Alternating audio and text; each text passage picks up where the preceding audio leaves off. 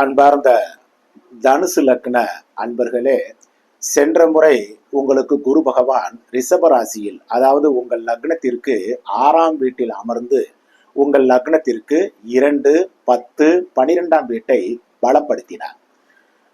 2ஆம் வீடு வலுவாக இருந்த காரணத்தினால் சிலருக்கு பொருளாதார மேன்மையும் விலை உயர்ந்த பொருள் சேர்க்கைகளையும் சேர வைத்திருப்பார்.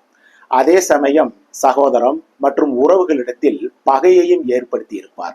10ஆம் இடம் பலமானதால் வேலை, தொழில், உத்தியோகத்தில் மேன்மையான நிலையை அளித்திருப்பார். 12ஆம் இடம் வலுப்பெற்றதால் சிலருக்கு வெளி மாநிலம், வெளிநாடுகள் சென்று வேலை வாய்ப்பையும் உருவாக்கி கொடுத்திருப்பார். இன்னும் சிலருக்கு புதிய முதலீடுகள் செய்து புது நிறுவனங்களையும் ஆரம்பிக்க வைத்திருப்பார். 6ஆம் இடமும் வலுப்பெறுவதால் சிலருக்கு நோய் நொடி தொந்தரவுகள், கடன் உபாதைகள், வாழ்க்கை துணைவரின் ஆரோக்கியத்திலும் குறைபாடுகள், இன்னும் சிலருக்கு சிறு பிரிவுகள், இது மாதிரியான சோதனைகளையும் கொடுத்திருப்பார்.